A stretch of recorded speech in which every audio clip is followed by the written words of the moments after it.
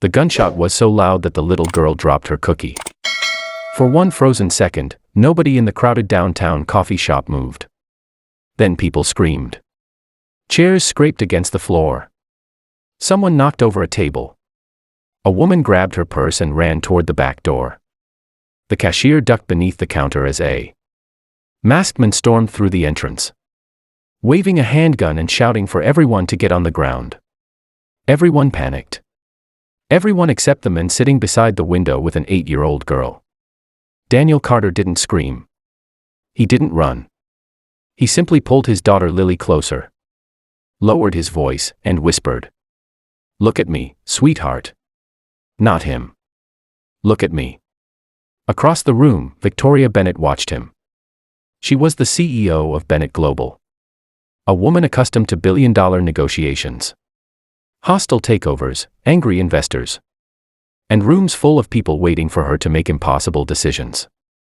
But nothing in her life had prepared her for the sight of a father calmly shielding his child while a gunman threatened everyone around them. The robber slammed his fist against the counter. Phones, wallets, watches, everything on the floor. Daniel slowly raised both hands. "Okay," he said. His voice was strangely calm. Lily was trembling against his side. "Are you scared, Daddy?" Daniel swallowed. "Of course I am." Victoria's eyes narrowed. He wasn't pretending to be fearless. He was simply refusing to let his fear control him. "Then why aren't you scared?" Lily whispered.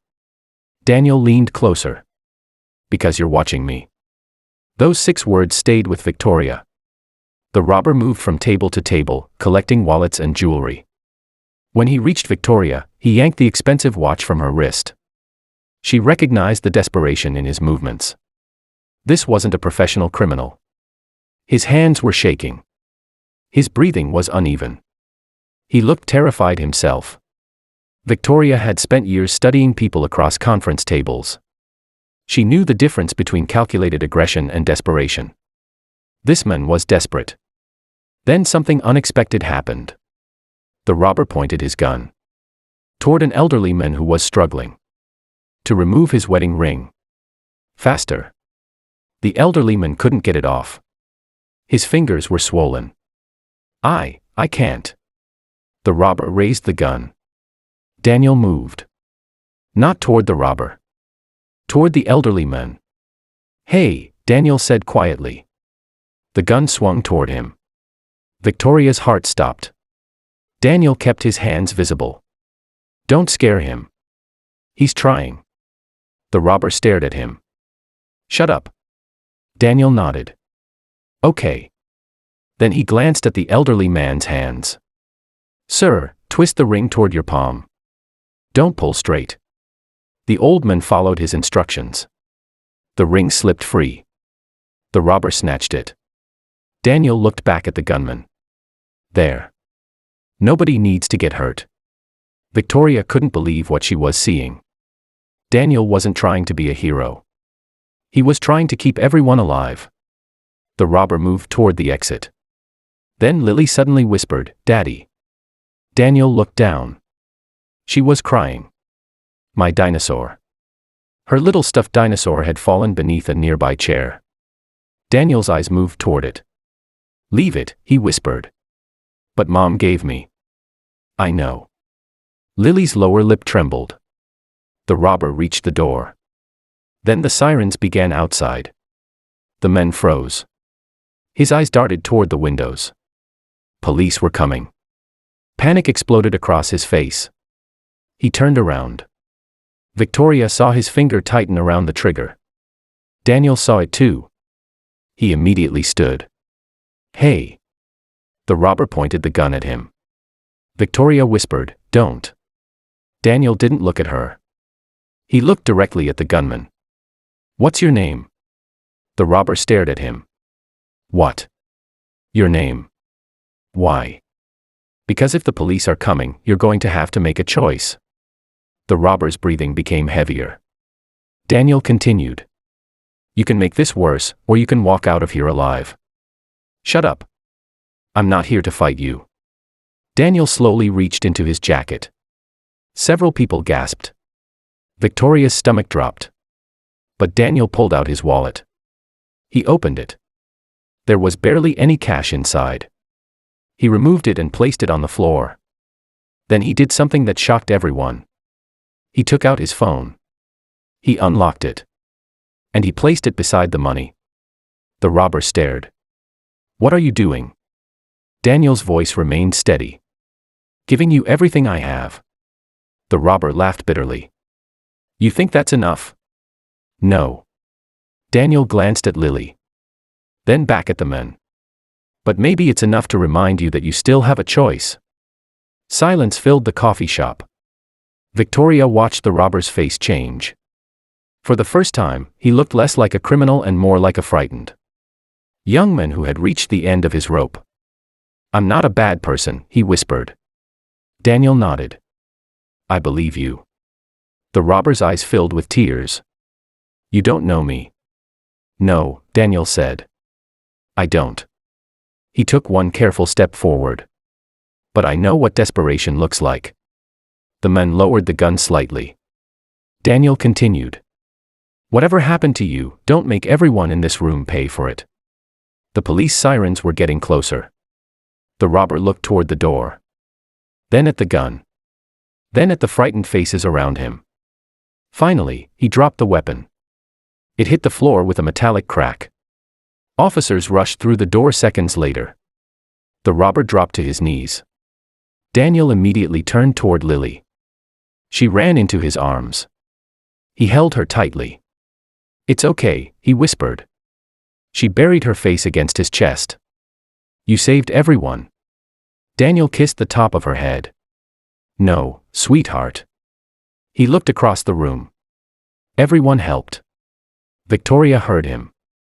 And somehow, those words hit her harder than anything else that had happened.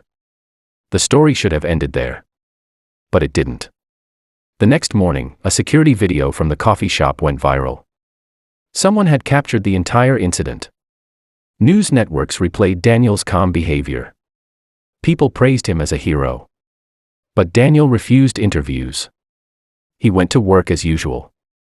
He wore the same inexpensive suit. He carried the same worn leather briefcase. And when he walked into Bennett Global headquarters, Victoria was waiting for him. Mr. Carter. Daniel stopped. Good morning, Miss Bennett. She studied him. You saved people yesterday. Daniel shook his head. I talked to someone who was scared. You put yourself between an armed robber and an elderly man. He needed help. You could have been killed. Daniel looked down. I know. Victoria stepped closer. Why? Daniel didn't answer immediately. Then he said, because I have a daughter. Victoria frowned. That's your explanation. It's the whole explanation. He smiled faintly. Lily watches everything I do. If I teach her that fear means we stop caring about other people. What kind of father am I? Victoria was silent. Then Daniel's phone rang. It was Lily's school. His expression changed immediately. Hello. Victoria watched the color drain from his face. Yes. A pause. How much? Another pause. Daniel closed his eyes. I understand. He hung up. Victoria knew that look. What's wrong? Nothing. Daniel. He hesitated. Lily needs a dental procedure. Our insurance won't cover all of it. How much? I'll figure it out. Victoria watched him turn away. How much? Daniel sighed. $6,000. Victoria immediately reached for her phone. I'll pay it. Daniel turned. No. Daniel. No. You need help. I appreciate it, but I can't accept money from my boss. Victoria stared at him. Then she smiled. Fine. Daniel looked confused. What? I'm not going to give you money. She walked toward her office. I'm going to give you something else. That afternoon, Victoria called an emergency board meeting. Everyone expected a discussion about quarterly earnings. Instead, she stood before the executives and said something that stunned them. Bennett Global is creating a new emergency assistance fund for employees and their families. The room went silent. Victoria continued. Medical emergencies. Housing crises. Childcare emergencies. Education expenses. If one of our employees is facing a crisis, they shouldn't have to choose between dignity and survival. One board member raised his hand. How much? Victoria looked at him. $20 million to start. The room erupted. Someone objected. That's an enormous amount. Victoria nodded. So is losing a family because someone couldn't afford help. Daniel was standing near the back of the room. He had no idea she was doing this because of him. Victoria looked toward him. This company makes billions every year. We spend fortunes protecting our profits. She paused. Maybe it's time we spent some money protecting our people. The announcement made national news. Within weeks, other companies began creating similar programs. Hospitals partnered with employers. Community organizations expanded emergency assistance. Employees across the country shared stories about how one unexpected crisis could destroy an ordinary family. And at the center of the conversation was a single father who had never asked to become famous. Months later, Daniel walked into Lily's school auditorium. She was standing on stage beneath a paper banner that read, "Kindness is courage." When she saw him, she smiled. After the performance, she ran into his arms. Victoria stood near the back of the auditorium. Lily spotted her. "Ms. Bennett." Victoria smiled. Lily ran over and hugged her. Victoria froze for half a second before hugging her back. "Thank you," Lily whispered. "For what?" "For helping Daddy." Victoria looked at Daniel. "I think your daddy helped me first." Daniel smiled. "What did I do?" Victoria's eyes became glossy. "You reminded me that being powerful isn't about controlling a room." She looked at Lily. "It's about what you do when someone else is afraid." Daniel reached for his daughter's hand. Outside, the evening sun painted the city gold. The robbery had lasted less than 10 minutes.